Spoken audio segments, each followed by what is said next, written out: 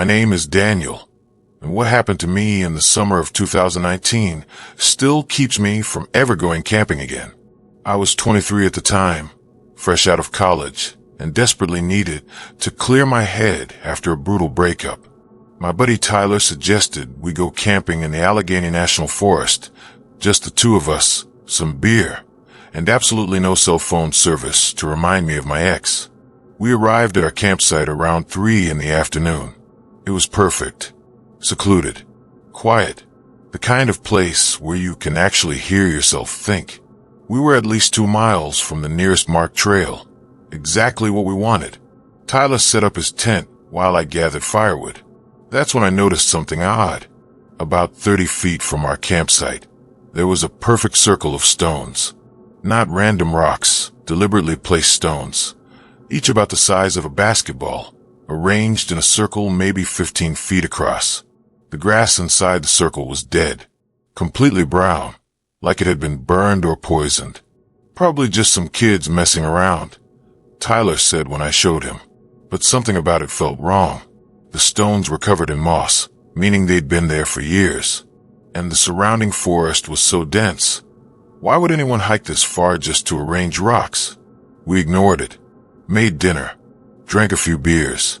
As the sun set, we got fire going, and honestly, I started to feel better.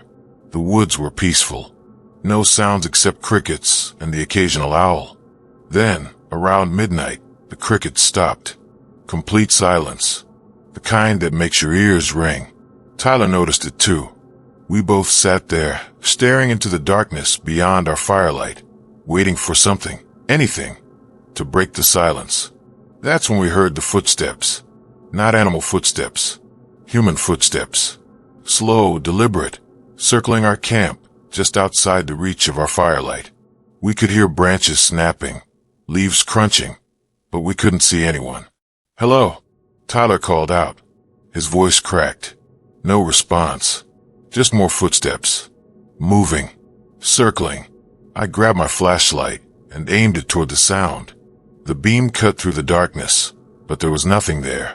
Just trees and shadows. But the footsteps continued. For 20 minutes, whatever it was kept circling our camp. Never coming closer. Never moving away. Just circling. Then it stopped. Tyler and I didn't sleep that night. We kept the fire blazing, both of us holding our knives, jumping at every sound. When dawn finally broke, we decided to pack up and leave. But as we were taking down the tents, Tyler froze. "Daniel, you need to see this." The stone circle. It had changed. There were now 2 circles. The original one, and a new one, closer to our camp. Maybe 20 feet away. Fresh stones, carefully arranged, with dead grass already forming in the center. We didn't pack. We ran. We grabbed what we could carry and sprinted through the woods back toward the trailhead. It should have taken us an hour. We made it in 30 minutes. When we reached Tyler's truck, we threw everything in the back and peeled out of there so fast we left skid marks in the dirt parking lot. 2 weeks later, I got a call from a park ranger. They found our abandoned camping gear, the stuff we'd left behind in our panic. But that's not why he called. "We found something else at your campsite," he said. "I need you to come to the station and answer some questions." I drove out there the next day, confused and terrified. The ranger led me into a small office and opened a laptop. On the screen was a photograph of our campsite, taken from above. Probably by a drone during their search for our gear. There were 7 stone circles around where we'd camped. 7. "Here's the thing," the ranger said, zooming in on the photo. "We checked our records. This area has had 9 missing persons cases over the last 12 years. All campers. All solo or in pairs. We never found any of them." He pointed to one of the circles on the screen. "We excavated this one yesterday. 3 feet down, we found bones. Human bones." I felt my stomach drop. All 7 circles. I whispered. He nodded. "We're excavating the rest this week. But Daniel, there's something else." He zoomed out on the photo, showing the wider area around our campsite. There were at least 20 more circles, scattered throughout the forest. Some old, some new. Whatever's out there, the ranger said quietly. It's been doing this for a very long time, and you and your friend are the only people who've ever left that area alive after the circles appeared. I never went back. Tyler moved to Arizona, but sometimes, late at night, I wonder if we really escaped at all. Because last week, I was walking my dog through the park near my apartment, and I saw something that made my blood run cold. Stones, arranged in a perfect circle, right at the edge of the tree line. The grass inside was starting to turn brown.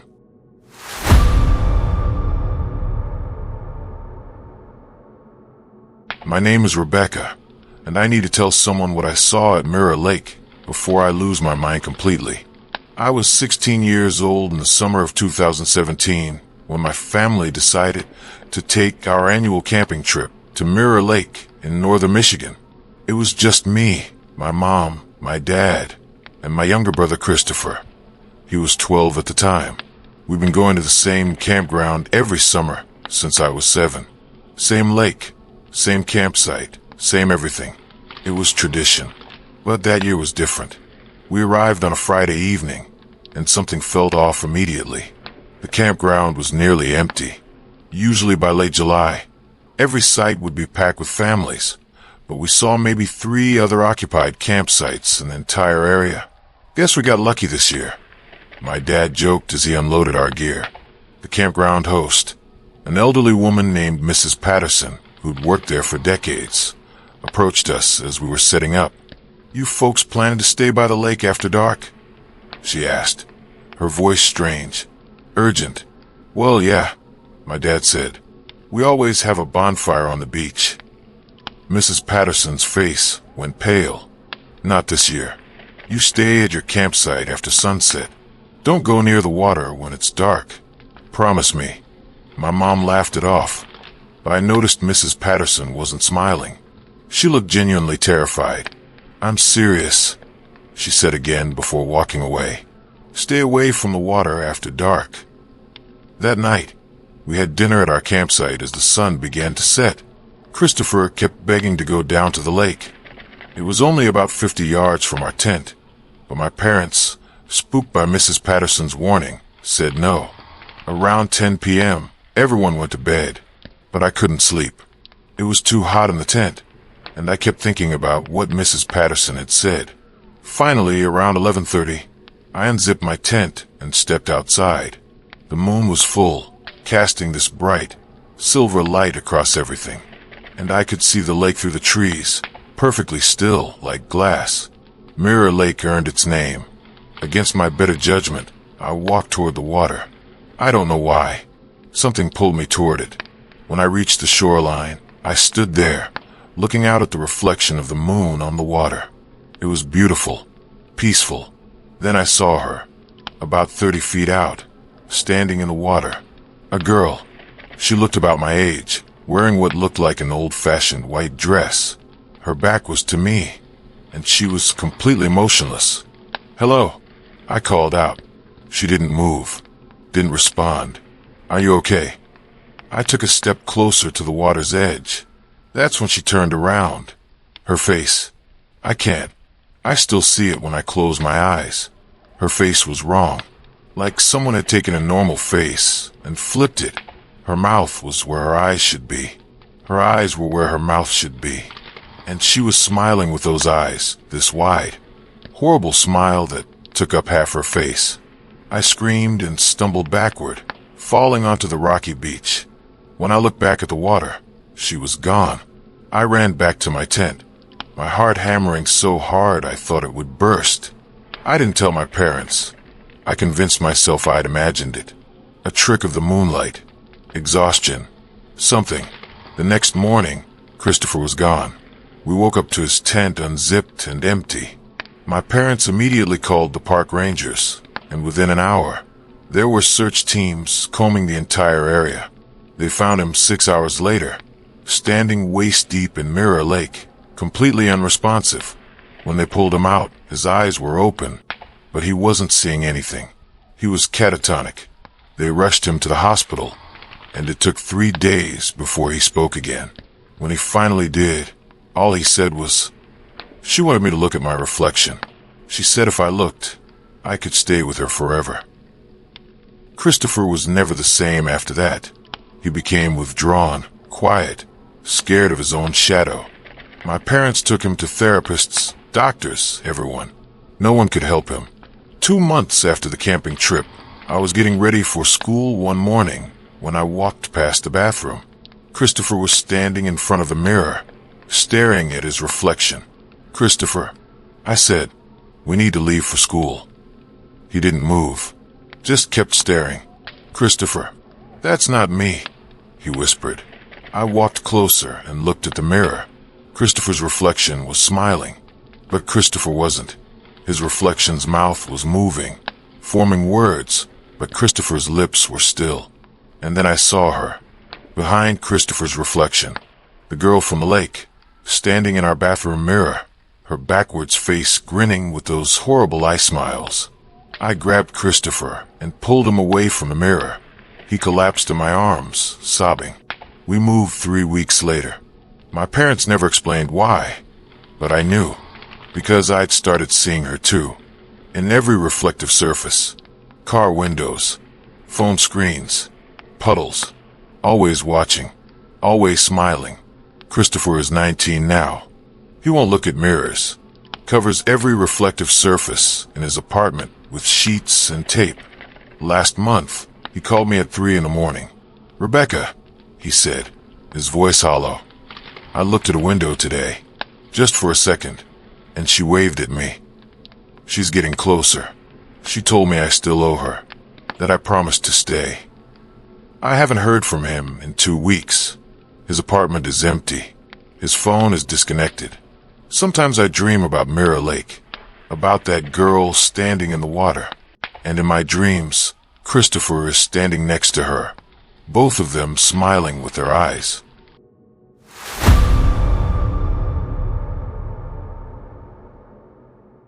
My name is Owen, and I'm going to tell you why I can never sleep in complete darkness again.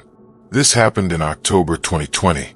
I was 29 years old, working a soul-crushing desk job, and desperate for an escape. My friend Jason suggested a solo camping trip. Just me, nature, and some peace and quiet. "You need this, man," he said. "Digital detox. No people. Just you and the wilderness." So I booked a primitive campsite in the Ozark National Forest for 3 nights. No facilities. No other campers nearby. Just forest. I arrived on a Wednesday afternoon, hiked about an hour to my designated spot, and set up my tent. Everything was perfect. The weather was cool but not cold. The fall colors were stunning. I felt at peace for the first time in months. That first night, I made dinner over my portable stove, read by headlamp for a while, and fell asleep around 10 p.m. I woke up at 2:17 a.m. I know the exact time because I checked my phone. Something had woken me up, but I couldn't figure out what. I lay there in my sleeping bag, listening. That's when I heard the breathing. It was coming from right outside my tent. Deep, raspy breaths. In and out. Slow and deliberate. An animal, I thought. A deer or maybe a coyote. But it didn't move. It just stood there, breathing. I grabbed my flashlight, but didn't turn it on. I was too scared. Instead, I lay there, frozen, listening to this thing breathe just inches from my head, separated only by the thin fabric of my tent. After about 10 minutes, the breathing stopped. I heard footsteps, or something like footsteps, moving away through the leaves.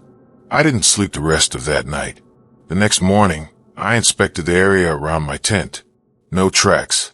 No signs of any animal. Nothing. I should have left right then, but I convinced myself I'd imagined it. Stress. Exhaustion. Whatever. That second night, I went to bed earlier, around 9 p.m. I was exhausted from not sleeping the night before. I woke up at 2:17 a.m. again. The breathing was back. Same spot, right outside my tent. But this time, it was closer. I could feel the warmth of it through the tent fabric. And then it spoke. "Owen, my name. It said my name, in this voice that sounded like someone trying to imitate a human voice, but not quite getting it right. Too deep, too hollow. Owen, let me in. I couldn't move, couldn't breathe. I just lay there, shaking, as this thing whispered my name over and over. Owen, it's cold. Let me in. Owen. I don't know how long it continued. Maybe 20 minutes. Maybe an hour. Time stopped meaning anything. Finally, it stopped. The breathing ceased. The voice went quiet. And then I heard the zipper. The sound of my tent zipper slowly being pulled open. I fumbled for my flashlight, my hand shaking so badly I dropped it twice. When I finally got it on and aimed it at the tent door, the zipper was halfway open, but there was nothing there. I dove for the opening and zipped it back up, then spent the rest of the night with my back against the tent wall, knife in hand, flashlight pointed at the door. At sunrise, I packed up everything and started hiking back to my car. I'd had enough, but about 20 minutes into my hike, I realized something was wrong. Pause, twist building. I didn't recognize the trail. I'd come in from the east, but this trail was heading north. I checked my compass, confirmed it. I was going the wrong direction, so I turned around and headed back the way I came. 10 minutes later, I was going north again. Even though I hadn't changed direction, I tried 3 more times. Each time, no matter which direction I started, I ended up going north, deeper into the forest. It was impossible, logically impossible. By afternoon, I was lost, completely and utterly lost. And it was getting dark. I had no choice. I had to set up my tent again. That third night, I didn't sleep at all. I sat in my tent, knife in one hand, flashlight in the other, waiting. At 2:17 a.m., the breathing started again, but this time it was inside my tent. I spun around, shining my flashlight in every direction. The tent was empty. I was alone, but the breathing continued. Right next to me, I could feel it on my neck. Owen, the voice whispered, you didn't leave. You should have left. I bolted from the tent and ran blindly through the dark forest, branches whipping my face, rocks tripping me. I don't know how long I ran. Hours, maybe.